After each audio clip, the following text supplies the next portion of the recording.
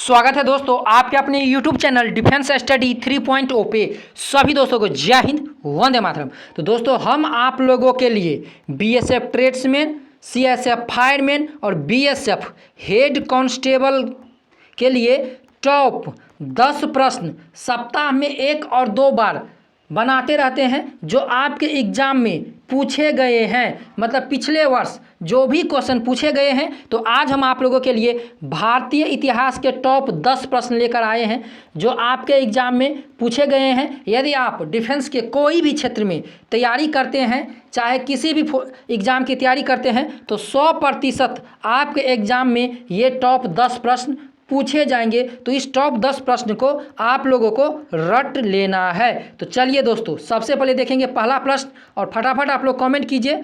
देखिए, चाणक्य, यहाँ पर देख लीजिए, चाणक्य किस नाम से जाना जाता था? बताइए। क्वेश्चन नंबर 1 का राइट आंसर क्या हो जाएगा?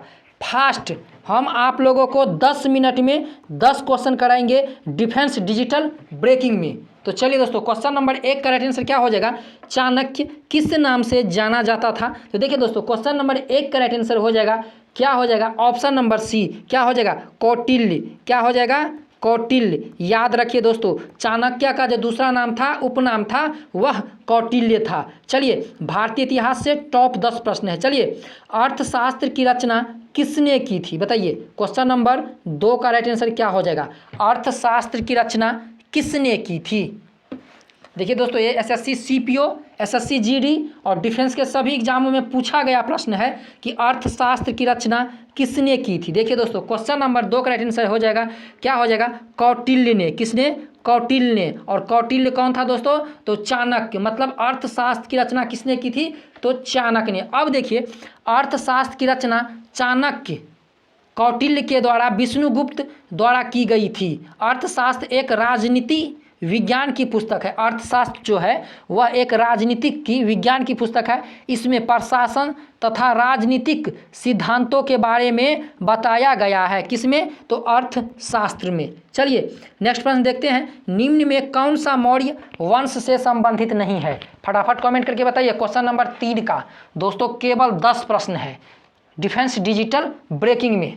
निम्न में से कौन मौर्य वंश से संबंधित नहीं है? देखिए, क्वेश्चन नंबर 3 का राइट आंसर हो जाएगा कि निम्न में से कौन मौर्य वंश से संबंधित नहीं है? तो अजात शत्रु। कौन है दोस्तों? अजात शत्रु। कौन है?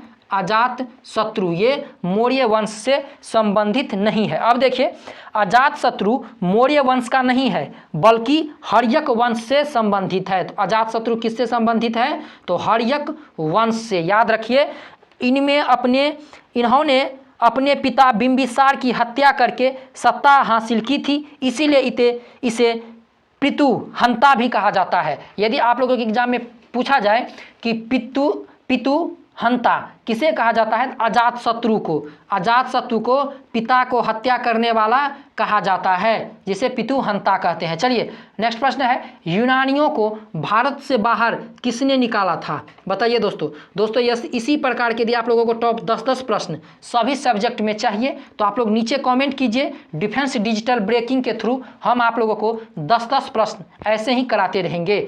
यूनानियों को भारत से बाहर किसने निकाला था?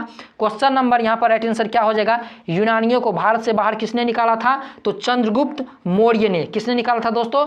चंद्रगुप्त मौर्य ने। देखिए, यूनानियों को परास्त कर उन्हें भारत से निकालने का श्रेय चंद्रगुप्त मौर्य को दिया जाता है, जिन्होंने सेल्यूकस निकोटर को पराजित किया था। ऑप्शन नंबर यहाँ पर ए राइट आंसर हो जाएगा। चलिए नेक्स्ट प्रश्न देखते हैं। नेक्स्ट प्रश्न है यहाँ पर कि मौर्य वंश के तत्काल बाद किस वंश ने आकर मगध राज पर शासन किया? दोस्तों आज जो हम क्वेश्चन करा रहे हैं, ये समझिए बहुत सारे एग्जाम में बार बार, एसएससी जीडी के तो एग्जाम में कई बार पूछे गए हैं, जो आपके बीएसएफ ट्रेड्समैन, सीएसएफ फायरमैन और बीएसएफ हेड कांस्टेबल के एग्जाम में पक्का इसमें से प्रश्न आएंगे। मौर्य वंश के तत्काल बाद किस वंश ने आकर मगध राज्यों पर शासन किया? तो देखिए राइट आंसर इसका क्या हो जाएगा? यहाँ पर क्वेश्चन नंबर 5 का जो राइट आंसर हो जाएगा दोस्तों, वह क्या हो जाएगा? शुंग। किसने किया था दोस्तों? शुंग वंश ने। अब देखिए, शुंग वंश के बारे में हम जानते हैं कि बता दें आप लोगों को कि अंतिम मौर्य सम्राट बृहद्रथा की हत्या उसके सेनापति पीयूष मित्र शुंग ने 185 ईस्वी पूर्व करके मगध पर शुंग वंश की नींव रखी थी। किसने दोस्तों? तो सेनापति जो पीयूष मित्र था, उन्होंने सम्राट बृहदस्थ को हत्या करके 185 ईस्वी पूर्व मगध पर शुंग वंश की नींव रखी। इसी वंश का अंतिम शासक देवभूति था। शुंग वंश का अंतिम शासक कौन था? तो देवभूति था। समझ गए दोस्तों? तो मौर्य वंश के तत्काल बाद किस वंश ने आकर मगध राज पर शासन किया? तो शुंग वंश ने। किसने? शुंग वंश ने। और शुंग वंश का जो अंतिम शासक था वह कौन था दोस्तों? कौन था? तो देवभूति। चलिए नेक्स्ट प्रश्न देखते हैं। मौर्य साम्राज्य की राजधानी कहाँ स्थित है? फटाफट कमेंट करके बताइए, मौर्य साम्राज्य की राजधानी कहाँ पर स्थित है? फटाफट सभी भाई लोग कमेंट करते जाइए।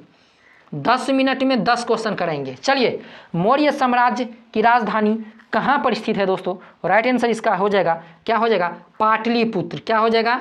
पाटलिपुत्र। ऑप्शन नंबर यहाँ पर ए राइट आंसर हो जाएगा, पाटलिपुत्र। मौर्य साम्राज्य की राजधानी पाटलिपुत्र थी। पाटलिपुत्र को हर्यक वंश के शासक उदयन ने बसाया था। तो ऑप्शन नंबर यहाँ पर ए राइट आंसर हो जाएगा। दोस्तों यदि आप लोग चैनल पे नए हैं तो इसी प्रकार के प्रश्न पाने के लिए सब्सक्राइब कर दीजिए, यहाँ पर लाइक कर दीजिए, शेयर कर दीजिए। रोज रात 8 बजे फुल क्लास चलता है 1 घंटा का इसी प्रकार के प्रश्नों का। चलिए नेक्स्ट प्रश्न है, सातवाहन साम्राज्य का संस्थापक कौन था?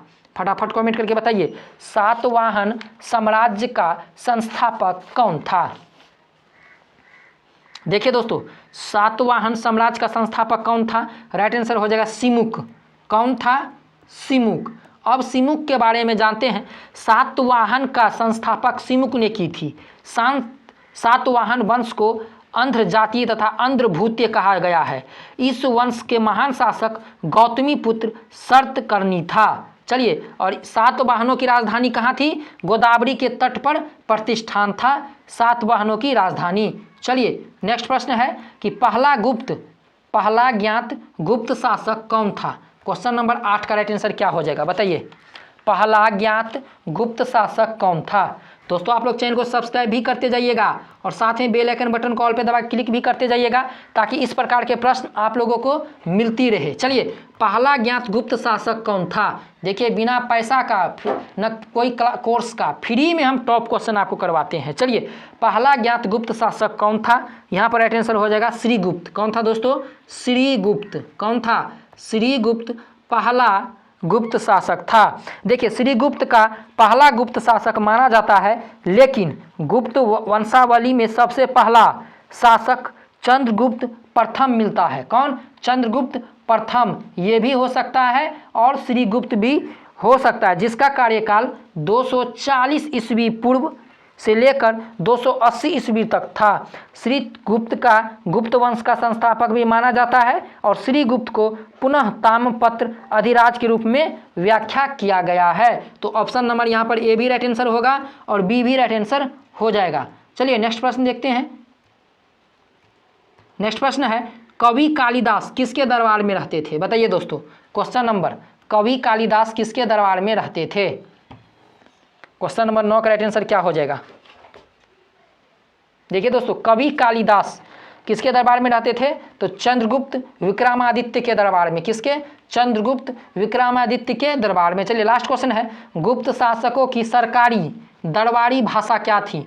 गुप्त शासकों जो था सरकारी और दरबार में जो भाषा बोलती थी वह क्या थी? फटाफट कमेंट करके बताइए। तब तक आप लोग चैनल को सब्सक्राइब कर दीजिए, वीडियो को लाइक कर दीजिए, शेयर कर दीजिए। ये लास्ट क्वेश्चन है 10वां नंबर। फटाफट कमेंट करके बताइए राइट आंसर इसका क्या हो जाएगा। दोस्तों यदि इसी प्रकार की क्लास आप लोगों को चाहिए तो आप लोग नीचे कमेंट करके बताइए कि हाँ सर, इसी प्रकार का क्लास हम लोगों को प्रोवाइड कराते रहिए बीच बीच में। चलिए, गुप्त शासकों ने सरकारी दरबारी भाषा क्या थी? राइट आंसर इसका क्या हो जाएगा? फटाफट कमेंट करके बताइए। राइट आंसर इसका हो जाएगा, क्या हो जाएगा? संस्कृत। क्या हो जाएगा? ऑप्शन नंबर यहाँ पर डी राइट आंसर हो जाएगा, संस्कृत। तो चलिए दोस्तों, आज का यहीं पे top 10 defence study 3.0 digital breaking खत्म होता है। मिलते हैं आप लोगों से नेक्स्ट वीडियो में। तब तक के लिए जय हिंद, वंदे मातरम।